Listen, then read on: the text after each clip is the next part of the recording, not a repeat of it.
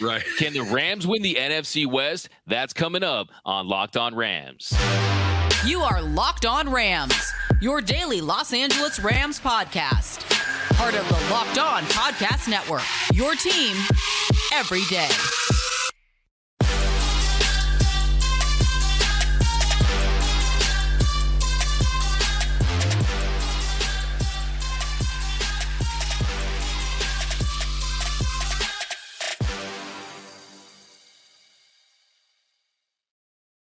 What is up, Ramily? Thank you for making Locked On Rams your first listen every single day, free and available wherever you get your podcast. We are also available on YouTube. If you're new to the channel, be sure to hit that subscribe button, hit that notification bell, smash that like button, and most importantly, drop some comments down below. We want all your Rams takes down below in the comment section. My name is Doug McCain. You can follow me on Twitter and Instagram at DMac_LA. You might know me. I cover the Dodgers for Dodgers Nation. I've been covering LA sports for over a decade. Since the Rams moved back to LA, I've been repping the Rams. I'm loyal to the soil. And always to your left, that is Mr. Travis Rogers. He's the host of the Rams pre, half, and post-game show. You can follow him at Travis Rogers, entering his 8th season covering the Rams for the Rams flagship station, ESPN 710. This episode is brought to you by FanDuel Sportsbook, official sportsbook of the NFL. Make every moment more. Visit FanDuel.com/lockedon today to get started. Trav, you ready to talk about some NFC West? Can the Rams get it done this year in the division? 1 week closer to the start of football season. I am absolutely ready. Let's do it. Okay, so we have to talk about, right at the top of the show, the San Francisco 49ers. So we know the 49ers have the Rams number in the regular season, winning 8 of the last 9 games. We also know that the Rams beat the San Francisco 49ers when it mattered most. They beat them in the NFC Championship game. They went on to win the Super Bowl. To me, it almost feels like the Rams are the Padres and the San Francisco 49ers are the Dodgers, in that, yeah, the Dodgers dominated the Padres all last season, the regular season, but when it mattered most, when the title was on the line, that is when they won it all. So just looking at this 49ers team heading into this, how do you think the mindset is for this 49ers team heading into this year? It's kind of how they look at the Rams. Yeah, I like the Dodger-Padre comparison. I think that's a really good one because the Dodgers have been the team that's just been beating everybody up and down the road until it comes time to the most important part. And obviously, like you mentioned, the Padres took care of that. And hopefully the Rams can become the Dodgers and then the Dodgers from 2020 and kind of close the whole show along the way.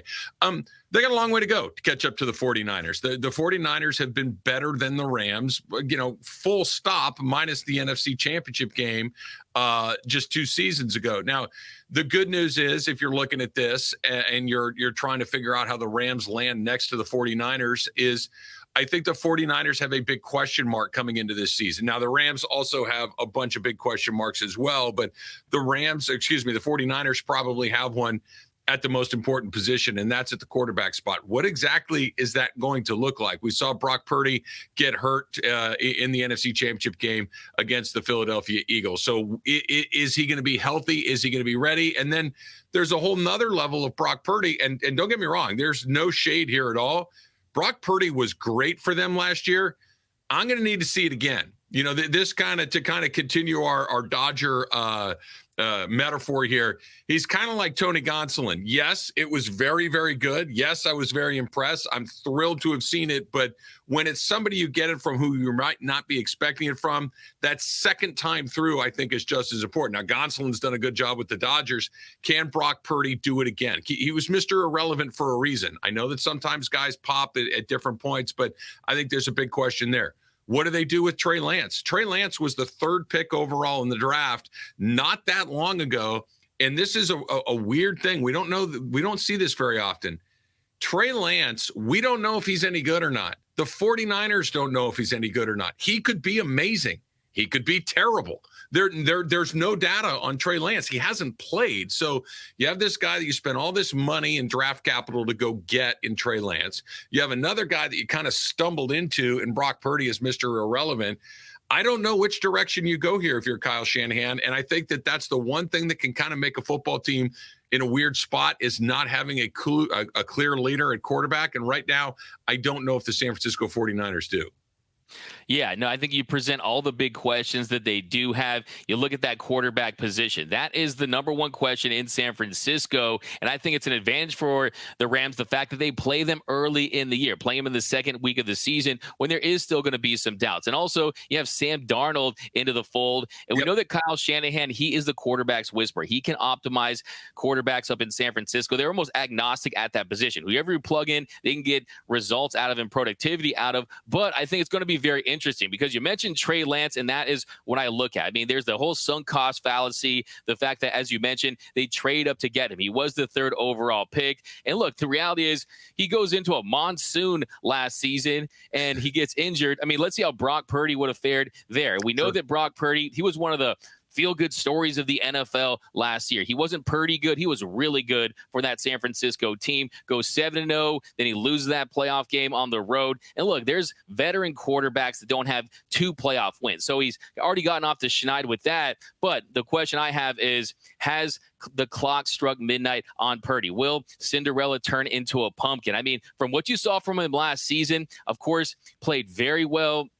Like the way he runs that offense. I think he runs the offense well, especially when you consider the weapons they have. But are you a believer in Purdy next season for the Niners? I'm a believer in Kyle Shanahan, like you mentioned, D-Mac. I think that he's kind of got that thing that whatever he says to his quarterbacks is going to make whoever they are a little bit better. I think he does a thing that not a lot of coaches do. I think Sean McVay is very good at this too, but make sure you put him in a position to succeed. Figure out what he does really well and ask him to do that. Figure out what he does not do well and don't ask him to do that. I think that's something that Kyle Shanahan is really good at. Look, I understand that there are outliers to all this stuff, that nothing is a hard and fast rule. Good quarterbacks typically come from the top of the draft. They usually don't come from the middle of the draft, and they almost never come from the back end of the draft. Again, I know that there's the Tom Brady story. I know that there are some other ones out there. Russell Wilson, a later round draft pick, but more often than not, your really difference-making quarterbacks come from the top of the draft. He was not. He was Mr. Irrelevant. I would like to see it again. I would like to see him when a team and the league and a division has an entire offseason, has an entire year of tape on him to figure out what it is they want to try to force him to do. I am comfortable playing against a Brock Purdy quarterbacked team. I just think the Rams have some other issues that they need to get figured out there. But as far as the Niners at large in the division, that's their biggest question, I believe. Yeah, no, I think you bring up a great point in the fact that he wasn't unknown when he started. And he goes into that Miami game where offensive line was really decimated, and he goes in there and performs. But if you talk to scouts, which they point out the fact that, yeah, sometimes it's better to be a first-year quarterback than a third-year quarterback because then the tape's out on you. Then they can scout you. But I think that Trey Lance, I think they're going to be enticed to start him early. And that's kind of how it pertains to this Rams team, is which quarterback will they see? I think, yes, Purdy is going to have the inside track, but I think you look at Trey Lance. He's been throwing with Patrick Mahomes this offseason. His release looks quicker. It looks faster. It looks better. It's a higher release. And also, I look at the fact that he only played with George Kittle once. He only never played with Christian McCaffrey. He didn't play with that Niners offensive line when they were further established. So I do like the possibility of the Niners maybe going with Trey Lance to start the season. I think it will be Brock Purdy. But either way, if it's Brock Purdy, is it going to be the same guy that we saw last season? Now, let's take a look at this defense for the San Francisco 49ers. We know they were absolutely fantastic once again last year. I mean, 300.6 yards per game. That was the fewest in the NFL. 16.3 points per game. They led the league in scoring defense. They had 21 yards rushing allowed. That was second behind the Tennessee Titans. So they were pretty much outstanding in every single category. When you look at this Niners defense, though, they did make some changes. They lost, of course, their defensive coordinator, D'Amico Ryans. He's the head coach of the Houston Texans at this point. So when you look at this defense, though, the nucleus is still intact. Do you still think that they're that much better than this Rams offense where, hey, it's going to be tough to score points against these guys? I think that it's always a bad matchup for the Rams. You know, we talk about it in boxing. We talk about it with certain pitchers in baseball against certain teams. There are just some guys, some teams, some organizations that just really seem to have your number. And no matter how much prep you do, no matter how much you change your roster, no matter how much their roster might change over, somebody just knows how to put you in that box, put you into some unfavorable situations. And that's something that the Rams have not been able to figure out against the 49ers. Kyle Shanahan has turned Sean McVay inside out. And whether it's with DeMeco Ryans or Robert Salah or any of the guys that they've had on the defensive side of the ball, it really hasn't changed a whole lot. So while you're right, I think that there's some new personnel on both the coaching staff and on the football team. I think until I see the Rams have some success against them offensively, I'm going to be skeptical. Yeah, I do think there's a chance that they could be even better. They did lose some key pieces, cornerbacks, defensive line, but still, I mean, you got Armstead, you got Hargrave, they signed him, and they made that big free agent signing. And really heading into free agency, no one expected the Niners to swing that big and make a move like that. But it's clear to me that they are not content with finishing as a bridesmaid. I mean, they finished near the top. They want to win the Super Bowl like the Rams did. But I still look at this Rams offense, and they're potent. They're explosive. You get Cooper Kupp back. You might have a better chance of establishing a better running game. Hopefully, the offensive line will be much improved heading into next season. Look, the reality is, you talk about a quarterback in San Francisco. Yeah, they have some guys that they think could work. Matthew Stafford, if he's healthy, he's still one of the best arms in the league. And I'm very curious to see early in the season at home, if the 49ers come into LA and they steamroll the Rams, does that set the tone for the entire season? I think there's so much riding on that game 2 matchup where, hey, if you beat the 49ers at home, you say to yourself, wait a second, we just beat a team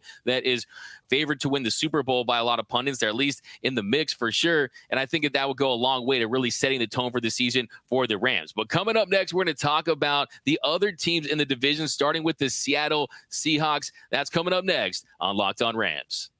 All right, but first, let's talk about our pals at FanDuel, right? The NBA playoffs are underway. Our Lakers are into the Western Conference Finals, so make a fast break to FanDuel during the NBA playoffs, because right now, new customers can get a no-sweat first bet up to $1,000. You heard me right. That's $1,000 back in bonus bets if your first bet does not win. And here's why I love FanDuel. Put the app right on your phone. It is safe. It is secure. You can get paid instantly. You want your money? They're going to get your money to you right way. There's no better place to bet all of the playoff action than America's #1 sportsbook. Go check out those Laker odds right now. The Dodgers are hot too. Maybe get a chance at a little National League pennant right there. Visit FanDuel.com/lockedon and get a no sweat first bet up to $1,000. That's FanDuel.com/lockedon. FanDuel, the official sports betting partner of the NBA. And we're back here on Locked On Rams. I want to give a special shout out to our everyday listeners. Thank you for making Locked On Rams your first listen every single day, free and available wherever you get your podcasts. And we're also available over on YouTube, so be sure to hit that subscribe button, hit that notification bell, and drop your Rams comments down below. So next, Trav, we're going to talk about this Seattle Seahawks, one of the surprise teams from last season. LA plays Seattle in week 1 in Seattle, 1:25 kickoff, and then week 11, also a 1:25 kickoff. And look, this Seahawks team, they were one of the surprises last year. No one saw this coming from Geno Smith. He got himself a nice little bag. If you look at their offense heading into next year, you added some weapons. You added Jackson Smith and Jigba out of Ohio State. This guy didn't play last year, but we saw how dangerous he was in the Rose Bowl against the Utah Utes a few years ago. And then also their running game was suspect with Kenneth Walker, but you add my guy, Bruin, Zach Charbonnet. I love that pickup for them. What is your outlook of this Seahawks team heading into 2023, Trav? Yeah, I think the Seahawks are really interesting because they did that thing that happens in the NFL every single season, right? There's always maybe 2 or 3 in any year, and sometimes in a different year, maybe 4 or 5, maybe even 6 teams where you come into the year like that team's not going to be very good. And then they are. And then about through 4 or 5 weeks of the season, you're like, yeah, are they for real or not?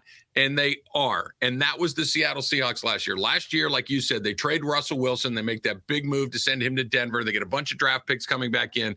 And at this point last year, the question was, is it going to be Geno Smith or is it going to be Drew Lock? There wasn't a person on earth, maybe not named Geno Smith, that thought he was going to have a great year along the way. And he was really, really good. And the Seahawks kind of jumped into that playoff picture. Credit to them. They did a great job. Geno Smith did a good job. And here's the other side of this. Every single year, there's a team or two or three or four or five that was in the playoffs the year before that sinks like a stone. This is life in the NFL. I think the Seahawks are a very good candidate for that. With all due respect to Geno Smith, I'm not a believer. I thought that we saw him towards the end of the season and in the postseason that was a lot more like the Geno Smith that we'd seen at his other stops in the NFL along the way. Like we were talking about a second ago, Doug, with the Rams having a bad matchup with San Francisco. This is the opposite. The Rams have a good matchup with Seattle. This is something that Sean McVay has had a great deal of success against Pete Carroll. Going back to pre-Sean McVay, even with Jeff Fisher, even when the Rams were dreadful, they always seem to give the Seahawks a tough time. That's a very favorable matchup for them there. And I think if the Rams are going to move up in the division, this is a spot where they can make some money against Seattle, a team that they've had success with and a team that I do expect to probably regress to the mean a little bit. Yeah. And you mentioned, Travis, you mentioned Russell Wilson. I knew when I saw, hey, Broncos country, let's ride. I know it was over for Russell Wilson and that Broncos team. So, yeah, you look at that Seahawks team. Don't forget about the invisible high fives coming out of the tunnel at practice, too. That's, invisible high fives, those were good. Mr. Unlimited. You got to be unlimited. Yeah, man. Hey, he's the king of cringe. We know that, right? Yeah. But, yeah, I mean, look, you got to give credit to the Seahawks organization for moving off of him and trying to turn the page. And I think, like you said last season, they were competing earlier than they had expected. And when it comes to them versus this Rams team, the Rams definitely have had more success against them than they've had against the 49ers. McVay is 8-5 all time against that Seahawks team. And I look at their offense and what they can do with Lockett and Metcalf, and even adding a Jackson Smith and Jigba. Look, I mean, I think this offense has a chance to be one of the best in the league. Geno Smith, we'll see after getting paid, after having the year he had last year, can he replicate that success? I think that is a big question for me. I still like what they're doing up in Seattle. And then, too, look, I mean, if you look at their offense last season, I mean, they were 13th overall, 12 in passing. They were 18th in rushing. So for me, the big variable for them, the caveat is, can they get it done on the ground? Can Zach Charbonnet go in there and have an instant impact? And how they match up with the Rams is from a defensive perspective. Can the Seahawks defense slow down the Rams offense? Can this Rams offense go and kind of be a Golden State Warriors or a team that can go up there and just score points and not really have to put a lot of pressure on their defense? Now, if you look at Seattle's defense last year, they were ranked 26th overall. They were 13th against the pass, 30th when it came to run defense. So their defense leaves a lot to be desired. How do you like their defense versus this Rams offense, Trav? Well, Pete Carroll obviously is a defensive-minded coach, right? This is somebody that made his bones on that side of the ball. And while we, I still, maybe it's just you and I because we are LA natives and we saw the Pete Carroll era at USC. You think of these high-flying, Matt Leinart, Reggie Bush, Lindell White teams that were so good for so long. The fact of the matter is he's always been a defensive-oriented coach, and I think that's why they were as good as they were last year, is that they were able to get off the field when they needed to. He is a good NFL coach. This is something that I think and I'm sure we'll talk about them a little bit as well, the Arizona Cardinals, they can't get it figured out on the sideline. They keep going through all these different guys. If the guy that has the headset on knows what he's doing, everything else kind of settles down, and there's a general level of competence in the Seattle Seahawks organization. I use this a lot. I spoke about it a ton during last season. When I say competent, I mean that is the ultimate compliment, that you know what you're doing. It doesn't mean you don't make mistakes. It doesn't mean that you can't have a bad day. It means that just generally speaking, does it run the way it's supposed to? The Seattle Seahawks run the way that they're supposed to. They're always pretty good. I'll use last year as an example again. Even the year that they weren't supposed to be pretty good, they were. They found a way to get into the playoffs. So I think when you talk about Pete Carroll, a defensive-minded coach, and just a general basic level of competency, I think they're going to be good on both sides of the ball again. I don't know if they'll be as good as they were a year ago, but that's another one of those teams in the division that you just kind of know what you're going to get year in and year out. Yeah, they have definitely been the model of consistency. I mean, since the Legion of Boom era, they've really kind of made that right move, moving off of Wilson like we just talked about. I think really the big key for them is up front. Last year, at a 33.5% pass rush win rate, that was 28th in the league. But I really like this signing of Draymond Jones in free agency. So I think they are going to be much improved on the interior defensive line, have their ability to get to the quarterback. So I think that's really what it's going to come down to. I think that their defense has gotten a little bit better. the Rams offense, if they're healthy, if the offensive line improves, they're going to be able to score points. But I think my big concern is I don't want to see the Seahawks offense when they're humming against this Rams inexperienced defense. I mean, that is, to me, the big kicker when I match these two teams up. How can this Rams defense, they're going to see so many rookies, so many young players trying to have an impact. Yes, you have Aaron Donald, the all-world Aaron Donald in there, but they're going to have a lot to prove. So it's tough to really assess this Rams defense at this point until we see guys step up. It's going to be a very, very difficult challenge for them. But yeah, I think this Seahawks team, they're kind of like a fringe playoff team, but I think they're going to take a nice little step up. But I just don't think that when you compare what they're doing, compare what the Rams are doing, I think they're building incrementally, whereas the Rams are saying, hey, man, we're going for everything. We want to push all the chips in if we have a chance, whereas the Seahawks are saying, okay, if we can get in the tournament, if we can get hot, maybe we have a chance, but I don't see them as legitimate Super Bowl contenders. But Travis, in the last segment, we're going to answer the question, can the Rams win the NFC West? We're also going to talk about the Cardinals that you mentioned. That's coming up in the final segment here on Locked On Rams. So here in our last segment here on Locked On Rams, we're going to talk about that Cardinals team and can the Rams win the NFC West? Now, Travis, we know the Cardinals, they have fallen off in a big way and got a new coach. Kyler Murray's injured. He won't be back probably until later in the season. The Rams probably won't see him under center when they face them in week 6. So if you look at the matchups versus the Cardinals, they host them week 6, a 125 kickoff, and then they go to Arizona week 12, a 105 start. Yeah, this Cardinals team, let's be honest here. To be frank, they could be the worst team in the NFL, and it might not even be close. They might enter the Caleb Williams sweepstakes in week 1. Just how do you look at this Cardinals team? I mean, will they be a threat? Do you think they're going to be a bottom feeder, a basement dweller here in the NFC West?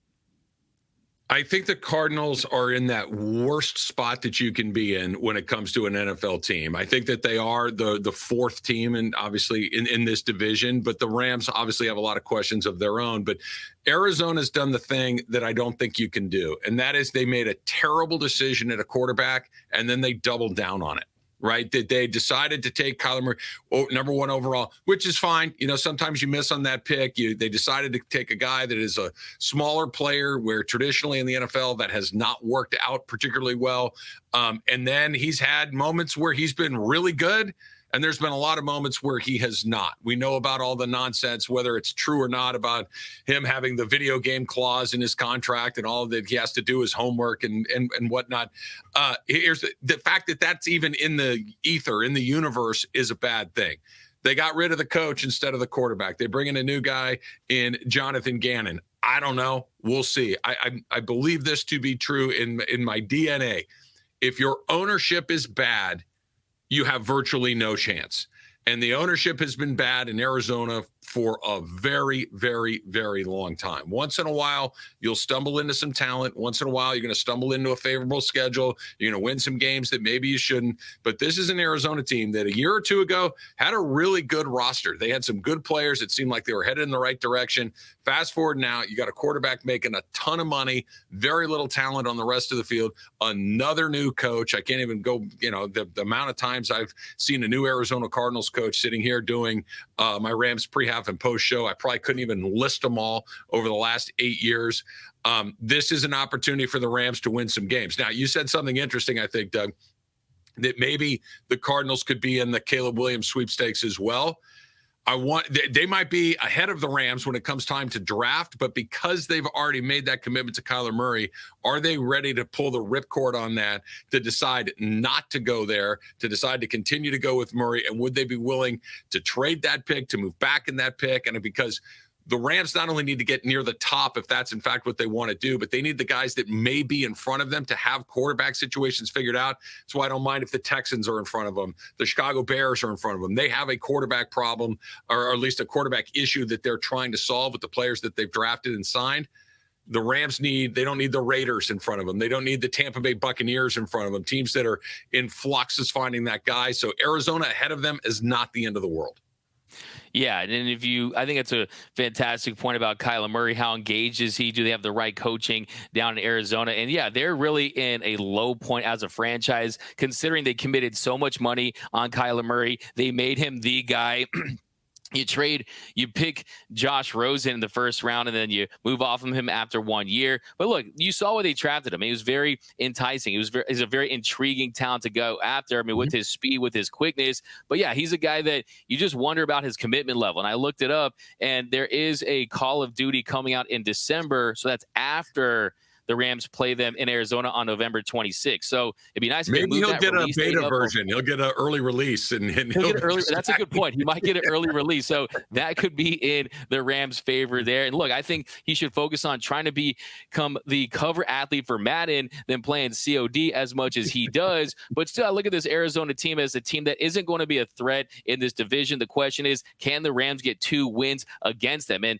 I think you look at a team that's probably going to be led, of course, by Colt McCoy for the entire 2023 season, or at least the first half. I think that is a win at home. And then you go on the road, and if Kyler Murray is back, or maybe if he's even traded at that point, I think there is a scenario where if they're joining the Caleb Williams tank club early on, then maybe you just completely go to a down to the studs rebuild and you try to go for those draft picks. I think it makes a lot of sense for that organization. So yeah, they're not going to be a threat in this division. Like I said, they are going to be one of the worst teams in the league. Let's just hope the Rams are much better than them, unless you do want to see them tank. I mean, look, if you're a team like the Rams that says, oh, wow, like we want to be the worst team, they're even worse than us, how will that impact them from a draft standpoint? But Travis, next question I have for you is, do you think this Rams team, if everything breaks right, yes, the first 5 games, they're probably only going to be favorites against that Colts team, and that's on the road on a 10 a.m. start. Do you think it is a realistic scenario? Is there any realistic chance that this Rams team could win the NFC West? I think there's always a chance. I think the key word in your question, Doug, is a realistic chance. And the answer to realistic is probably not. San Francisco's a lot better than they are, and it's a bad matchup. So there's a couple of losses right there. Let's assume that they split with both Arizona and Seattle. So you're looking at 2-4 in your division, and then we know what they have outside of their division. They have an NFC East that has 3 very good teams in it. You have an AFC North that has 3 very good teams in it. The schedule is not favorable to finding a bunch of wins. So I do not think so. You know, never say never. And if they get through those first 5 or 6 games, like you mentioned, I was looking at it this morning, I think the Rams are only favored in 5 games before the season starts. Now that can certainly change. But if they get to that halfway point and they're around 500, if you're 4-5, 5-4 through your first 9 weeks going into your bye, maybe you do something. Maybe you can take a shot there. But if you're looking at a couple of wins through your first 8 or 9 weeks, then I think that the writing is on the wall of what you have to do at that point. Nice. So in the words of Lloyd Christmas from Dumb and Dumber, so you're saying there's a chance. So yeah, everyone has a chance. Is it a realistic chance? I think you're right. I think it's unlikely, but I will say the question marks up in San Francisco, you just never know. I think there's a chance that the Seahawks team definitely takes a nice leap and really contends for this division. So yeah, this has been one of the more competitive divisions in the NFL for quite some time. And we've seen the Rams at the top of this division for many years since they've come back to LA. But this season, I think it just comes down to that early start, because look, we've seen teams start 2-0 and fall off throughout the season. I think it's going to be very interesting to kind of see if, to kind of dangle that NFC West crown carrot in front of them and kind of make them believe that they can go on there and have success. Because I think part of the goal for this season is, can you hit on any of these rookies? And hitting on these rookies means they play well. And if they play well, that's going to help you for your future. So yeah, you want to get a high draft pick, but that high draft pick isn't going to mean much unless you haven't hit on some of these rookie players. So yeah, there is a definite positive side for them to have success. It's not all about tanking for Caleb Williams. Now, in my opinion, can they win the division? You still have Sean McVay, one of the best coaches in the NFL, a superstar. Matthew Stafford, we already talked about this. When he's healthy, one of the best in the game. Cooper Kupp. The running game should be improved. The offensive line hopefully will be improved with the addition of Steve Avila and just having guys healthy. My biggest concern, of course, is the inexperienced defense. But yeah, anything can happen, but I wouldn't put my money on it. If I was a betting man, betting through FanDuel, I wouldn't put my money on the Rams winning this division. But like I said, you get off to a good start, you stay healthy, anything can happen. But that is going to do it for this episode of Locked on Rams. My name is Doug McCain. You can follow me on Twitter and Instagram at DMAC_LA. And that man to your right is the legend, Mr. Travis Rogers, the Rams host of the host of the Rams pre-half and post-game show on the Rams flagship network, ESPN 710. You can follow him at Travis Rogers. And let us know down below in the comment section, do you think the Rams can win the NFC West? Who do you think is going to win the NFC West? Give us all your takes down below. And until next time, whose house? It's Locked On Rams House.